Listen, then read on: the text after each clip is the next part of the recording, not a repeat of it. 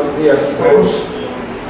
Y estamos, pues, nos ha dado un momento maravilloso nuestro Padre Celestial, estar acompañándoles esta mañana tan maravillosa. Vamos a ver cuánto han traído sus Biblias. Yo le invito a que levante su Biblia y diga conmigo: esta es mi Biblia y es la herramienta que Dios me ha dado. Nos ponemos en pie, y en lo que nos ponemos en pie busquemos en nuestra Biblia el segundo libro de Reyes. Váyase al segundo libro de Reyes, capítulo 6. Vamos a dar lectura allí al versículo 1 al 7. Te doy gracias a ti, Padre Celestial. Gracias por cada oportunidad que tú nos has dado, por cada momento que te has manifestado en nuestra vida, por cada bendición que ha derramado sobre nosotros. Gracias por permitirnos tener la compañía de la familia que tú nos has regalado, de tener esa compañía de tu amado Hijo Jesucristo todos los días de nuestras vidas. Así también de poder, cada vez que podamos, Señor, compartir con nuestros hermanos la bendición de tu palabra y la consagración de la misma, por el cual te oramos, dándote gracias, Señor, poniendo en tus manos cualquier situación con nuestra familia, con nuestros hermanos, en los trabajos. Sabemos que eres tú el que hace todas y cada una de las cosas conforme a tu voluntad, y gracias por todo esto que haces venir a nuestra vida. Ahora aquí te oramos en amor de tu amado Hijo Jesucristo. Amén. Y dice así la palabra de Dios, en el nombre del Padre, del Hijo y del Espíritu Santo. Amén. Segundo libro de Reyes, capítulo 6, el versículo 1 nos dice, en este contexto: los hijos de los profetas dijeron a Eliseo: he aquí el lugar en que moramos contigo nos es estrecho. Vamos ahora al Jordán y tomemos de allí cada uno una viga y hagamos allí lugar en que habitemos. Y él dijo: andad. Y dijo uno: te rogamos que venga con tus siervos. Y él respondió: yo iré.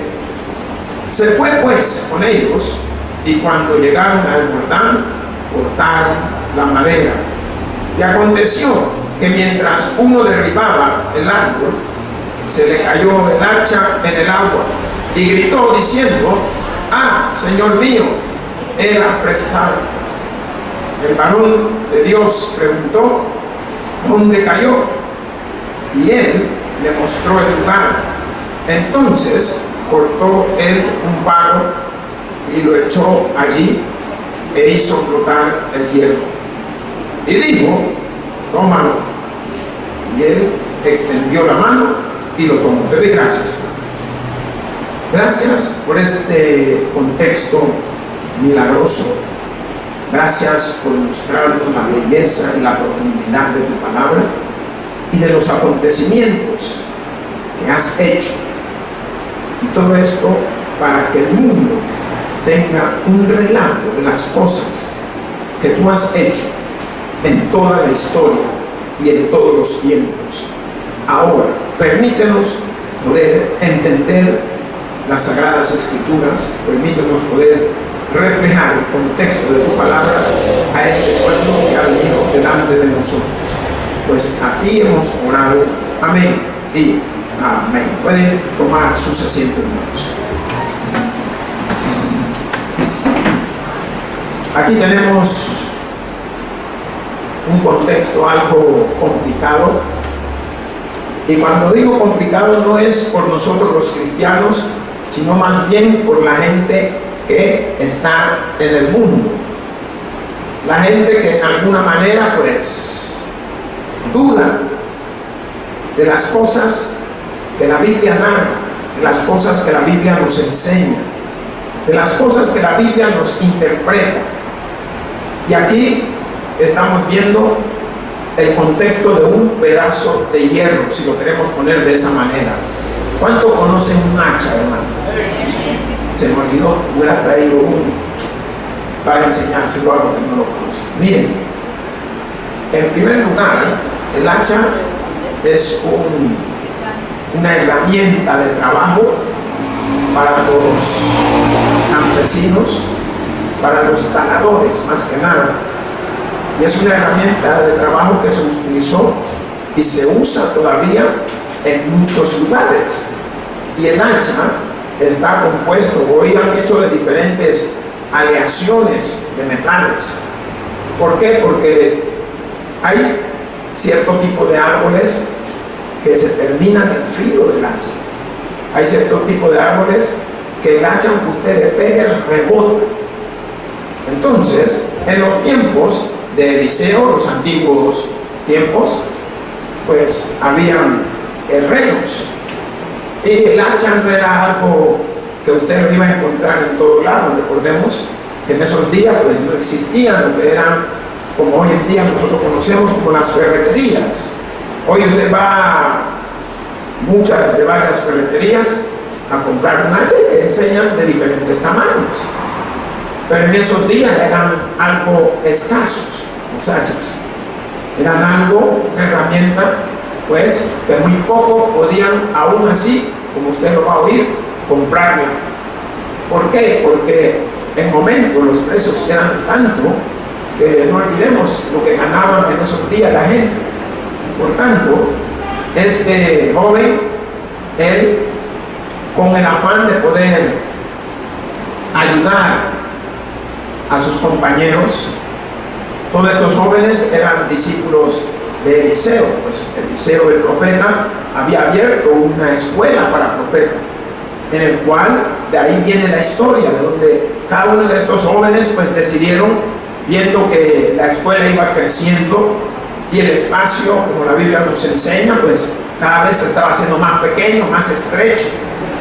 Entonces ellos, viendo que había que darle una solución, porque ya no cabían en el lugar, y es así como llegan allá por los lados del río Jordán, en el cual algunos conocedores manifiestan, pues era un lado bien boscoso, tenía muchos árboles y tenía árboles grandes, por el cual estos jóvenes deciden, de alguna manera, pues ya que estamos creciendo, salgamos y comencemos a trabajar, construyamos algo más grande, algo más cómodo, algo donde pueda tener la capacidad para la cantidad de profetas o de jóvenes o estudiantes que venían a esa escuela de profetas. Y aquí vemos que se da esa situación, una situación la cual ha traído también alguna controversia, que unos creen, otros no creen, algunos hasta culpan al joven porque perdió el hacha y, como dicen, pues la había ido a prestar. Y hermano, usted se da cuenta que dentro de la iglesia hay mucha gente, hay muchos servidores, y a veces muchos piden cosas prestadas. Pero la verdad, el problema no es prestar, el problema es que si tienen cuidado de lo que le han prestado, que si tienen la debida atención o conocimiento de lo que han pedido para poder usar. Y esto, en este caso, vemos que este joven, pues él había prestado ese hacha, y es más, no tenía ni siquiera cómo pagarla. Por tanto, es que viene esta historia narrativa que nos está enseñando lo que aconteció, el milagro que se dio, el milagro que muchas personas, si lo quieren creer o no, pues a Dios no es que le dé igual, pero Él lo ha puesto ahí para que nosotros podamos interpretar y podamos entender claramente que Él, a través de toda la historia, ha venido haciendo milagros a todos y a cada uno. Pues no olvidemos también pues que Eliseo era un hombre muy destacado, era un profeta.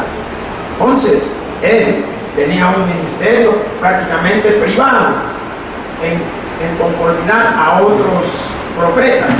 Él hacía trabajos y era una persona que, según lo muestran, era callado y ministraba a hombres. Podemos darnos cuenta del caso del general Naamán, el cual, por medio de su jefe, pidió que le consiguiera una cita para poder tener en ese momento por su enfermedad que la lepra que tenía y necesitaba y quería ser sanado, pues. Entonces Eliseo atendía estos tipos de gente. Él era un hombre bastante común y atendía a mucha gente corriente, gente que tenía necesidad. Ahora también es cuestionado algunas cosas de lo que vamos a estar hablando. ¿Por qué? Porque no olvidemos que aún usted, que ha hecho más de alguna situación en su vida y en su hogar, lo cuestionan también. Hermanos, tenemos nuestros hijos y los hijos siempre están preguntando. Y llega un momento que ya no preguntan, sino que creen saber más que uno.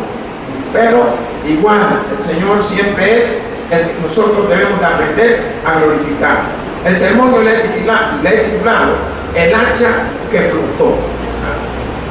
Yo en la casa, cuando estuve haciendo la prueba, conseguí un pedazo de hierro y conseguí un guacal y voy a ver cómo flota y lo dejo caer en el agua para el fondo. Entonces, esto es la crítica de muchos. ¿Cómo fue posible que flotó un hierro? Si nosotros sabemos que lo que flota es el corcho, flota la piedra pómex, algún cierto tipo de plásticos y así, pero el hierro en sí. También hemos visto lo que ha creado el hombre, los grandes buques, los barcos, todo esto. Usted puede ver que flotan y están hechos también de hierro, pero eso no es un milagro que están flotando. El milagro está hecho en lo que hizo Eliseo a esta hacha. ¿Por qué? Porque estas grandes naves flotan debido a su forma que tiene. Entonces, el hacha, si usted se da cuenta, por su manera como es, pareciera más o menos algo triangular. La parte de arriba es bien gruesa porque tiene un hoyo en donde entra en el vástago, el palo que le hacen para que pueda ser utilizada. Y al final tiene cierto tipo de punta que es lo que se utiliza prácticamente para ir cortando la madera, para ir cortando o talando lo que le dicen a los árboles. Mas la palabra de Dios en el contexto nos dice: los hijos de los profetas dijeron a Eliseo, he aquí el lugar en que moramos contigo nos es estrecho. Aquí la palabra de Dios nos está enseñando prácticamente lo que los estudiantes dijeron. Ellos eran estudiantes de un hombre con una capacidad grandísima, Eliseo. Tenían muchos que poder enseñar y ellos habían estado ahí estudiando con él y de alguna manera pues la escuela del profeta había crecido, creció el número y no había espacio para que los nuevos aspirantes que estaban en esa necesidad, practicando ese momento de poder recibir ese conocimiento, no cabían en ese lugar. Es por eso que la palabra de Dios nos dice que aquí el lugar era en que moramos contigo era muy estrecho. ¿Qué significa? El lugar era, por decir, como nosotros hemos visto con muchas iglesias. ¿Por qué? Porque las iglesias empiezan algunas veces en un cuartito, empiezan en un parqueo, empiezan en un patio chiquito y de repente vamos viendo que van llegando más hermanos, van llegando más hermanas y no hay dónde meter esta cantidad de gente. Entonces, ¿qué opta el pastor con los siervos y las personas que han venido? Pues busquemos otro local, busquemos un lugar donde podamos abarcar o albergar a una cantidad de gente mayor, ya que hemos crecido el número. Pues ese era el contexto del caso del profeta Eliseo. Su escuela había crecido de manera y sus estudiantes vieron la necesidad pues, de continuar adelante y ellos le manifiestan a él ese contexto. Los aspirantes estaban con esa situación y esa gran necesidad de querer seguir adelante sus estudios. Pues debido a esto, pues nos damos cuenta que la presencia de Eliseo tenía una gran popularidad. ¿Qué significa?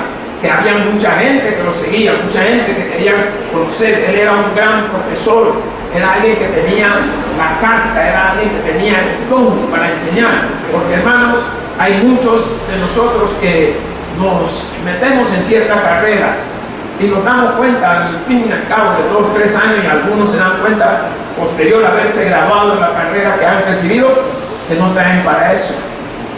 Y eso es difícil. Conozco jóvenes que estudiaron una carrera de medicina y se dan cuenta que al momento de estar viendo la sangre no soportan, hermano. Entonces significa que tienen que cambiar de carrera, tienen que buscar algo acorde a ello. Este hombre preparaba a cada uno de estos profetas, le daba la enseñanza bíblica, le daba la enseñanza en la cual cada uno de ellos necesitaba seguir ese camino en el cual Dios le había inspirado a él para que él pudiera andar.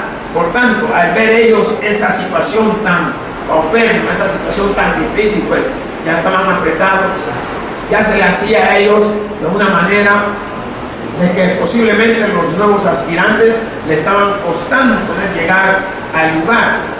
Así que en algún momento pues deciden ellos salir, irse al bosque, irse a buscar otro lugar, y no solo iban a salir, sino que se armaron de sus herramientas que necesitaban. Hermanos, si usted es mecánico, ¿qué herramienta va a llevar? Todo lo que se requiere para la mecánica: desarmador, ratch y todas las cosas. Si usted va a ir al bosque a talar un árbol, ¿qué va a llevar? Serrucho, que hoy tenemos, sierra, motosierra va a llevar, hacha y así, para poder realizar ese trabajo.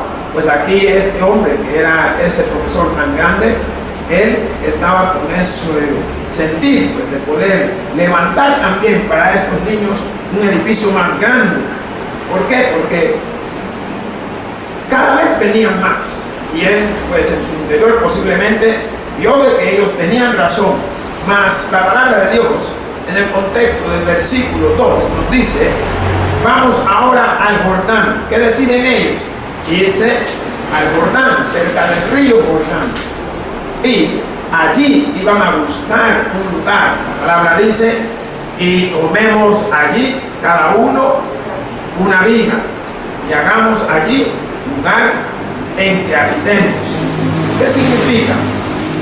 Ellos deciden en alguna manera, pues, emprender ese viaje y llegar al lugar que iban a escoger para poder allí edificar o hacer algo más grande, algo más cómodo.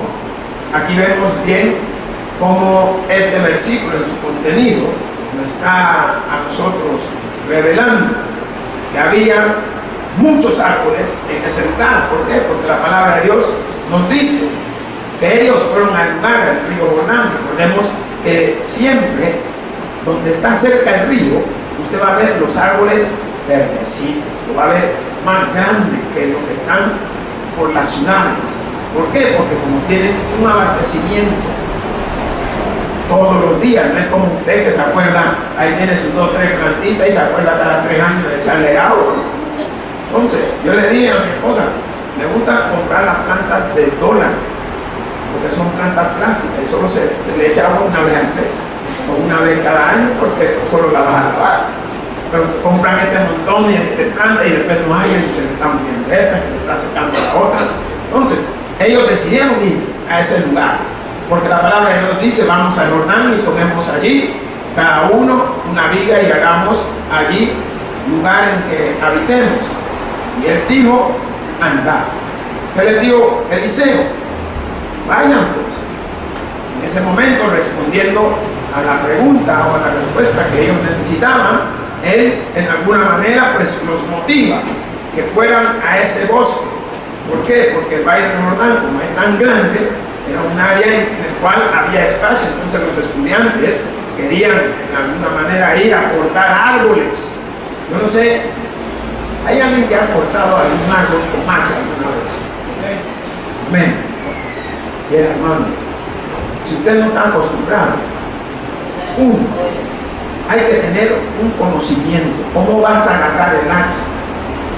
Antes las hachas eran hechas de un palo, adelante era grueso, donde usted metía todo lo que era el hacha para que quedara trabado, pero el palo era recto. Descubrieron que era más necesario que el palo viniera recto y después tener una pequeña curva. ¿Para qué? Para que cuando usted diera no se le zafara de la mano. Entonces, Eso no era sobre el trabajo. Dependiendo del tipo de árbol que usted iba a talar, así también iba a ser el tiempo que le iba a tomar. ¿Por qué? Porque hay unos árboles, no me recuerdo el nombre, que es bien duro, hermano. Que usted le pega y se está riendo de usted. Entonces, aquí, la palabra de Dios, en el contexto, cuando Eliseo le dice anda, le estaba dando a ellos autoridad para que ellos pudieran ir al lugar, encontrar ese espacio adecuado para ir levantar una vez más, por decir así, la escuela de estudio de cada uno de estos hombres y profetas, y así poder en manera ampliar y tener espacio donde trabajar. Más el versículo en su contexto nos dice en el versículo 3, y dijo uno, te rogamos que vengas con tus siervos, y él respondió, yo iré. Aquí nosotros estamos viendo, pues, él le da una respuesta. ¿Por qué? Porque ellos estaban interesados, y no es así nada más. Hermanos, en momento hay maestros que no comparten con sus estudiantes. Y si usted se diera cuenta la importancia que es compartir con sus estudiantes, no importa la edad, puede ser niño, puede ser adulto, ellos se sienten importantes de ver que hey, va a venir el profe, va a venir la maestra, va a venir hey, la que nos está enseñando. ¿Por qué? Porque usted para ellos representa algo grande, usted representa algo en el cual, pues si usted tiene conocimiento de lo que van a hacer, usted le ayuda en ese momento. En este contexto podemos ver que este era algo ya un poco personal, lo que ellos le estaban pidiendo a Eliseo. Entonces él mostró interés por todas esas cosas, pues él le daba un buen ejemplo a sus alumnos y les hace ver a ellos pues la importancia de poder estar él allí presente. Y le digo, hermano, yo he dado clases de natación, doy clases de natación, de educación física. Mire, una cosa es que los niños estén en el agua y otra es que usted esté en el agua con ellos. Bien, es como que fuera una terapia en el cual el niño se le quitan un montón de paradigmas de que me voy a ahogar, me voy a hundir, me voy a esto, y ellos se dan cuenta, sienten ellos incluso más seguridad estando usted allí con ellos. Hasta usted logra hacer muchas más cosas con ellos, y es por eso que pienso yo que posiblemente Eliseo le dijo, yo iré, ¿cómo? Garantizándole que él también estaría allí apoyándolo. Y qué mejor que si él era el maestro, él era el que les enseñaba, y era una oportunidad maravillosa de poder compartir con estos siervos y de poder ver de qué eran capaces de hacer. Mas la palabra de Dios en el contexto del versículo 4, si lo leemos, nos dice, se fue pues con ellos, y cuando llegaron al Jordán cortaron la madera. ¿Qué aconteció? Aconteció lo que ellos esperaban, ir a trabajar y cortar cada uno de estos árboles. Me imagino que han de haber llevado algún patrón. ¿Por qué? Porque, hermanos, hay que saber cómo usted va a derribar un árbol. Yo no sé si todos tienen el conocimiento. Primeramente, uno tiene que tener un conocimiento hacia qué lado va el viento antes de cortar el árbol. Segundo, usted lo va a cortar de manera para usar la fuerza del viento para que el árbol caiga hacia el lado que usted quiere. Entonces, son cosas que los que talan árboles saben por dónde empezar. Empiezan a darle del lado contrario a donde está el viento, porque si el viento viene del lado norte, le dan del lado sur primero para quitarle, y después le van a dar del otro lado, porque ya como ya viene, le hacen como tipo una B para hacerlo más fácil. Después van del otro lado y empiezan a hacer lo mismo. El tachero siempre le pega uno aquí y otro acá, uno aquí, uno arriba por decir, y otro abajo. Son técnicas que utilizan. De igual manera, los que la tecnología hoy ha hecho son las motosierras. Es la misma técnica, lo único que usted en vez de hacer fuerza, la máquina está haciendo toda su potencia de rotación para poder con la sierra cortarlo. Lo cortan de la misma manera, lo cortan en forma de V. Algunos utilizan otras herramientas como sogas para ayudar de que cuando el árbol ya esté un poco débil para caer, que lo puedan jalar hacia el lado que quieren. Entonces, incluso usted tiene que saber de qué parte está trabajando la gente o de dónde tiene que estar trabajando para evitar de que cuando usted ya está por caer el árbol, le vaya a caer encima. Por tanto, ellos fueron y empezaron allí pues a cortar la madera para poder construir en ese lugar el edificio o la casa o el lugar que iban a utilizar ellos para poder llevar sus estudios. Mas el versículo 5 nos dice: y aconteció que mientras uno derribaba un árbol, se le cayó el hacha en el árbol. Hermanos, una vez mi papá me cuenta que él estaba trabajando en un proyecto de una construcción de una calle, pero tenían que levantar el cemento que ya no servía, y él estaba trabajando con un hombre que cada vez que le iba a pegar, él veía que el hombre lo miraba, y él le preguntaba al hombre: mira, ¿de verdad estás viendo dónde le va a pegar? Y el tipo decía sí, pero cuando él miraba, él veía que el tipo a él lo estaba mirando. ¿Qué haría usted, hermano? Si alguien le va a pegar, era un sincero, usted lo viene agarrando así, y alguien le va a pegar y usted voltea y ve que a usted lo está mirando, ¿qué haría usted? Pero mi papá no había entendido que el hombre lo estaba mirando, pero el hombre no lo estaba mirando a él. Lo que pasa es que el hombre era visto. Entonces él veía que el hombre lo estaba mirando, pero no entendía que cada vez que pegaba, cabal pegaba encima de la cosa y no le pegaba a él. Entonces ese era el susto de él. Pero ¿a qué voy con esto?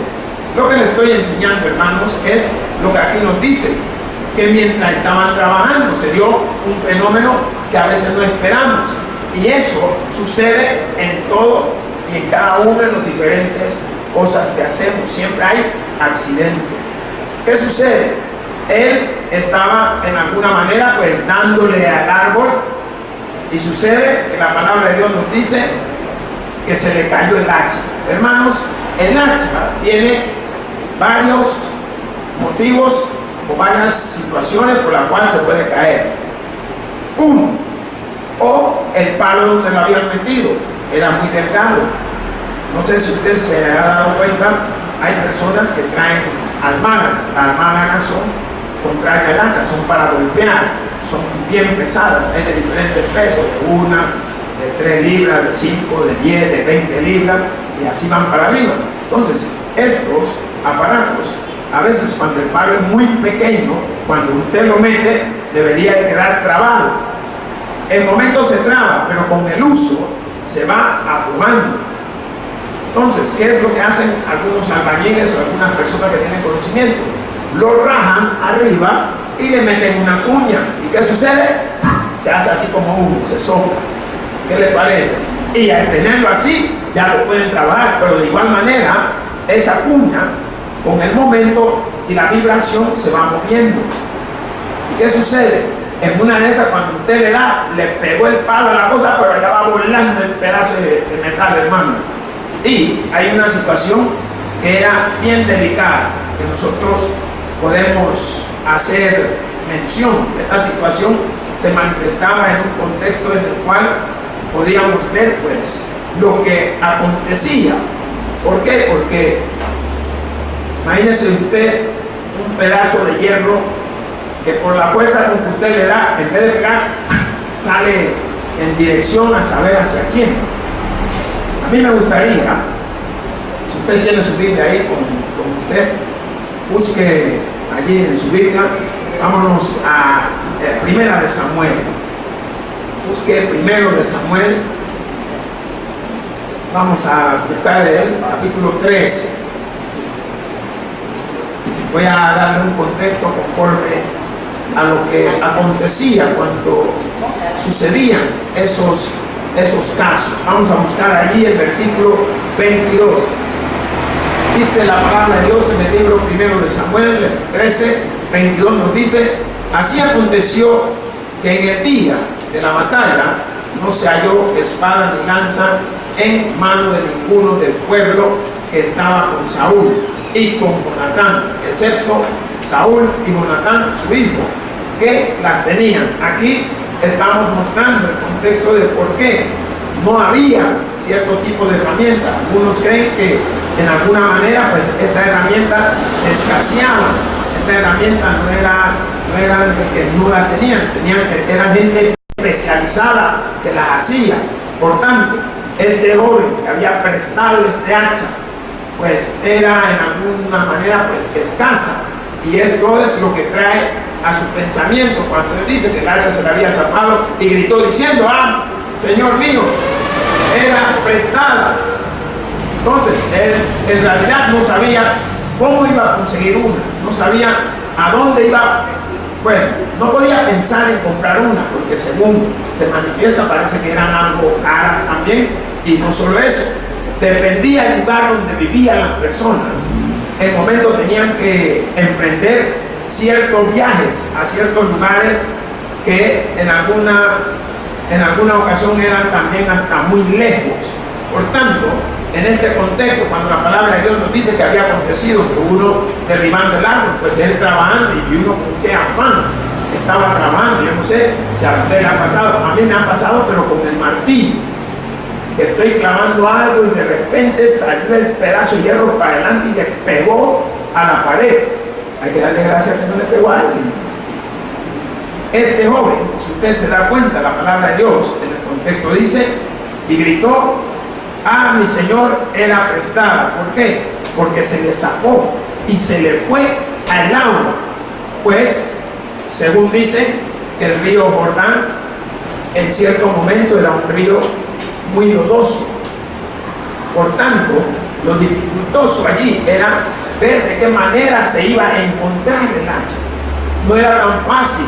Y no solo eso, dependiendo del lugar o la parte, podría haber sido también profunda.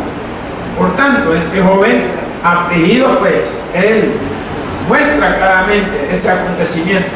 Y aquí nosotros nos damos cuenta pues que se está revelando algo que pareciera insignificante. Hermanos, nosotros vamos a darnos cuenta que lo que pareciera insignificante es en las cosas que Dios se manifiesta grandemente.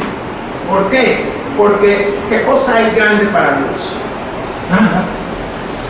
Entonces, si Él lo ha creado todo y Él lo ha hecho todo, Él sabe cómo lidiar con todas y cada una de las cosas que vienen a la vida de los hombres.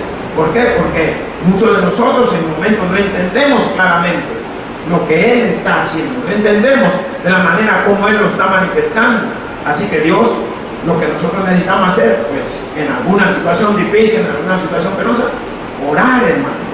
¿Por qué? Porque cuando usted ora, entonces le está dando la honra y gloria al Señor y le está dando la oportunidad de que algo que se veía insignificante, Él se manifieste sobre eso, porque para Dios no hay nada imposible, y mucho menos no hay nada grande, hermano.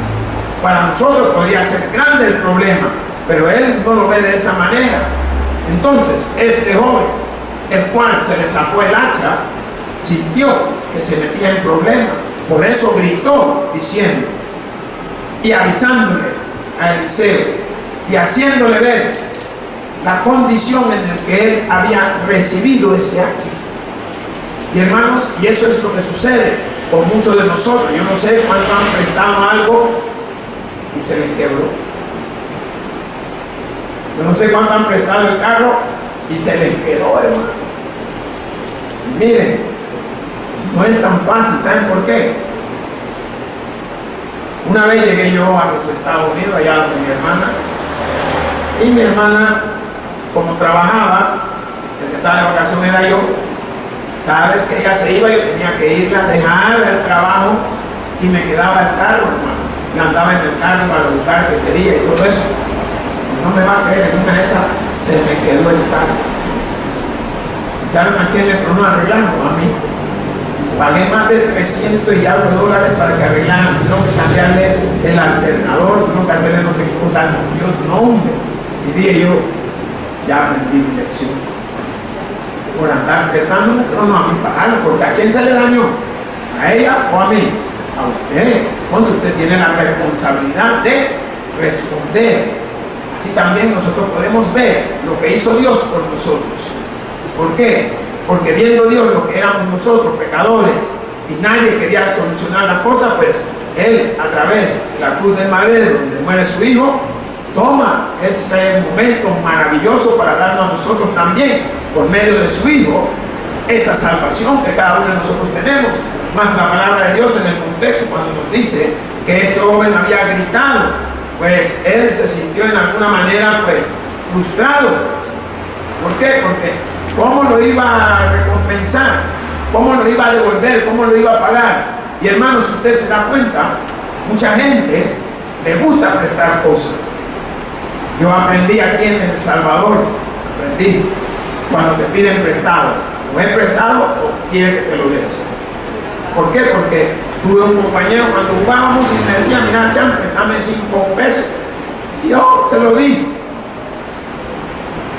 Y esperando que me lo diera de regreso. Al cabo de un tiempo viene y me dice, mira, cree que tiene 10 pesos que me pueda prestar.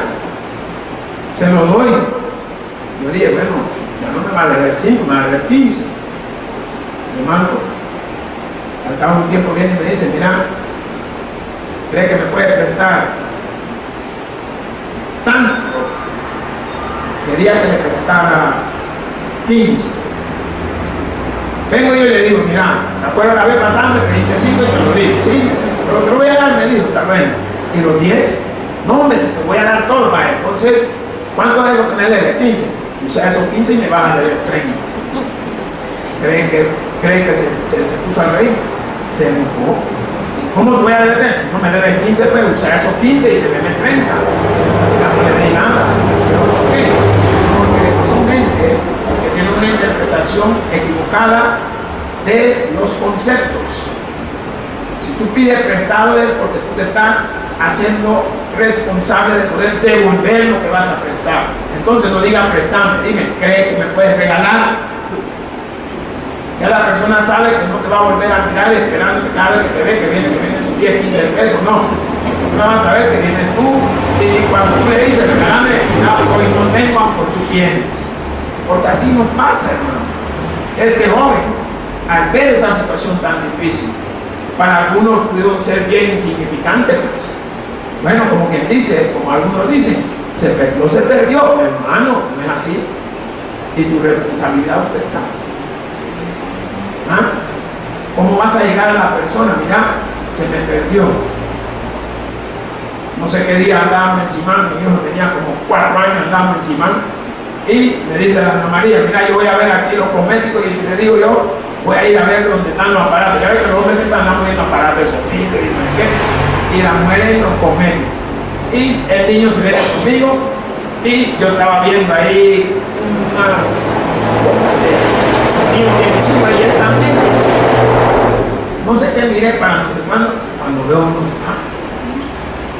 Vengo yo y salgo donde la mamá, mira, y el luz. Si yo lo dejé contigo, me dijo, a mí me echó el cuerpo. Yo lo dejé contigo y yo, no, pero yo lo tenía ahí, estaba viendo conmigo, no sé qué, y yo no, ya no lo vi. Y salimos a buscar y empezamos a buscar en todos Simán, hermano. Y empieza esa señora a crecer, hermano. Pero, miren, y yo, ¿y a dónde se fue este chico? Y lo busqué en todo el piso de arriba de Simán donde estaba y no lo encontramos. Y algo me dice, mira, anda abajo allá en el parqueo a ver. Y voy al parqueo donde dejamos el carro y miro adentro del carro, no lo veo, voy caminando más allá y no lo veo, hermano. Y cuando voy pasando el carro otra vez, vi una sombra como que alguien que hizo así y se metió. Y voy a ver, y ahí no estaba el muchacho, pues. Uy, sí, pues. La gente me decía moreno claro porque cuando estaba perdido estaba bien claro. Pero miren, lo encontré y en todo Simán andaban buscando, ¿no? En todo Simán la gente y habían dicho no sé qué, que un niño de tal cabeza, tal pantalón, y lo voy encontrando allá abajo y le pregunto, ¿qué estaba haciendo aquí? ¿Qué? Como no me vio, dice, tamaño hombre, no me vas a ver. Es que cuando yo volteé y te busqué no te vi, por eso salí, me acordé dónde estaba el carro. Pero miren, igual la tata, a ver, le puso. Fue y se escondió debajo donde está la parte de atrás del carro, ahí andaba con la llanta abajo, y desde ahí era que miraba a ver quién pasaba. Yo dije, hey, me felicito, me estaba felicitando yo porque ya me iba a caer el hacha a mí. Pero hermanos, ¿qué es lo que quiero enseñar? Me parecía algo insignificante, pero usted no sabe el problema en que estábamos. Si no aparece ese muchacho que era un gran problema. ¿Cómo le iba a decir yo ahí que ahí estaba conmigo y se perdió? ¿Cree que me iba a creer?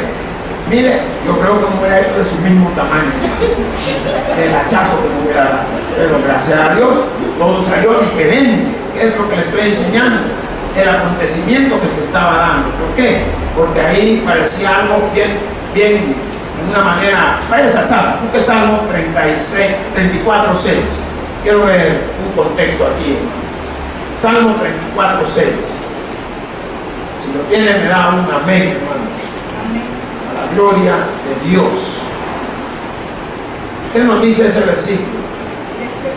Este pobre clamó y le oyó Jehová y lo libró de todas sus angustias. ¿Qué significa? Este joven, ¿qué fue lo que hizo?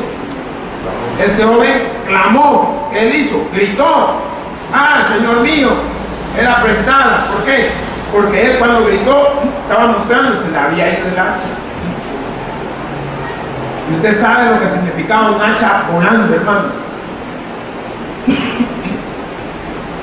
Era algo, una situación bien difícil, una situación en el cual, pues, de alguna manera, uno tenía que tener mucho, pero mucho cuidado. ¿Por qué? Porque cuando uno trabaja con un tipo de herramienta, sufren desperfectos. Y no digamos los cabos. Cuando digo del cabo, el mango, del hacha, se puede quebrar. Hay gente que le han pasado unos accidentes que usted ni se imaginaba que pudo haber pasado. Hay gente, en vez de tirar el hachazo y pegarle a la cosa, se pegaron en el pie, hermano. Se lo estoy diciendo. Y esto era algo que prácticamente en alguna manera acontecía. Pero ¿qué es lo que nos dice el versículo 6? El versículo 6 nos dice: el varón de Dios preguntó dónde cayó, y él le mostró el lugar. Entonces cortó un palo y lo echó allí, lo tiró en el agua e hizo flotar el hierro. Hermano, ¿cómo es posible que esto se iba a dar? Si el hacha se había quebrado. Miren lo que acontece en el libro de Deuteronomio.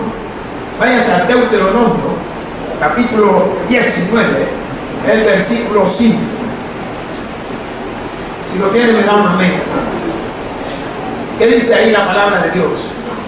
Como el que fuere con su prójimo al monte a cortar leña, y al dar su mano el golpe con el hacha para cortar algún leño, saltare el hierro del cabo y diere contra su prójimo, y este muriere, aquel huirá a una de estas ciudades y vivirá. Había unas ciudades que le llamaban las ciudades de refugio. Ahí se ocultaba la gente que le había dado un acontecimiento así, mientras averiguaban y todo esto. ¿Qué significa? Que este joven que estaba cortando con el hacha tuvo mucha precaución, tuvo mucho cuidado. ¿Por qué? Porque él, en vez de cortar en dirección de que si el hacha se quebrara o saliera así como le pasó, fuera y le pegara a algún compañero, cortó en dirección de que si el hacha sufría algún desperfecto, algún daño, fuera a caer al agua. ¿Qué se llama eso? Ser prevenido. Y muchos de nosotros, cuando hacemos nuestro trabajo, no somos prevenidos.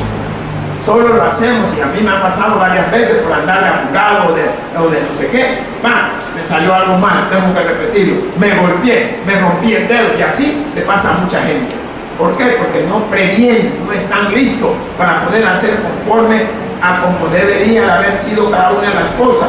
Este hombre estaba tan preocupado, por eso le digo a Eliseo, el lugar a donde había caído el hacha. En el contexto usted ve claramente lo que había acontecido, porque dice: entonces cortó él un palo. ¿Qué hizo Eliseo? Vamos a darle la solución. Y toma el palo y lo pone sobre el agua. ¿Y qué sucede? El hacha flota, hermano. ¿Cómo es posible eso? Imagínense, lo que flota es cosas que no tienen el peso como para hundirse de esa manera. Y el hacha vuelve otra vez al lugar. ¿Cree usted que Dios es un Dios grande y poderoso y maravilloso? Es un Dios hacedor de todas las cosas. Es un Dios que permite que las cosas suceden para glorificar su nombre a través de lo que cada uno de nosotros hemos podido ver. Es un Dios que muestra a través de todas y cada una de las cosas que han venido en la vida de los hombres que Él tiene el control sobre el mundo, el universo y sobre todo lo que hay en la vida. ¿Cuántos dicen amén, hermanos? Mas la palabra de Dios nos dice en el versículo 7, y dijo, tómalo, y Él extendió la mano y lo tomó. Aquí, hermanos, podemos ver nosotros una gran maravilla, una lección, lo que hizo Eliseo, y esto es cómo ese hacha en algún momento pues pudo haber flotado después de haberse sumergido de una manera que no era fácil poder ver a dónde estaba por la turbulencia del agua, por cómo estaba o la profundidad. No sabemos exactamente cuál de todas, pero incluyámoslas todas. Pero Dios sí tiene el control y Él sabe en qué lugar y sabe en qué momento va a manifestar cada una de las cosas que vienen a la vida de los hombres, y las hace para que podamos creer y podamos darnos cuenta que Él es el Rey de Reyes y Señor de Señores, y podamos ver claramente que aunque las cosas parecen insignificantes, hermanos, ¿a cuánto le han metido una estillita en el dedo o en el pie o en cualquier lado? ¿Cuánto? Y usted está llorando como un bebé, ¿o no? ¿Duele o no duele? Duele. Pero es una estilla chiquita. Una espina de la rosa duele. Una espina, vaya, pero es chiquita, hermana. Y duele. ¿Y por qué va a estar llorando como bebé? ¿Ah? ¿Por qué? Porque si usted no le da el cuidado a esa pequeña espina puede hacer un estrago que usted no tiene idea. Esa espina puede hacer que hasta usted pierda el miembro, si usted no lo quiere creer. Puede hacer que usted tenga una fiebre que usted nunca había pensado, de la infección que ha causado en su vida. Por eso que las cosas, por más insignificantes que alguien le diga, mira, ¿y vos le vas a hacer caso a eso? Hermano, no deje pasar nada, porque no hay nada grande para Dios. Todas las cosas son pequeñas, todas las cosas son insignificantes, pero Él tiene el control, usted no. Usted tiene que buscarlo a Él. ¿Por qué? Porque Él, por eso envió a su Hijo a morir en esa cruz del madero. Y si usted se da cuenta, nosotros estábamos sumergidos en el pecado, pero la cruz de Jesús flotó y nos sacó adelante. Esa cruz en el cual a Él lo clavaron, ahí estaban clavando nuestros pecados, hermano, y nos estaban dando una nueva oportunidad para cuando Él venga podamos disfrutar juntamente con Él la vida eterna. Hermano, mire lo que Dios hizo por nosotros, y lo hizo por medio de su Hijo Jesucristo. Hermanos, el que tiene oídos para oír, yo hoy hemos tenido gloria a Dios en la escritura de tanta cosa, que se busca en la escritura. Doy gracias a ti, Señor Dios y buen Padre Todopoderoso. Gracias por tu palabra, manifiéstanos en nuestra vida. Y hemos orado. Amén. De igual manera, le invito, si usted ha venido a la casa de Dios, que no se vaya como ha venido. Abra su corazón a recibir a Cristo como su único y suficiente Salvador. Venga a Jesús. Él tiene un plan precioso y maravilloso para nuestra vida. Ahí es el momento en que la bendición puede coronarlo a cada uno de ustedes.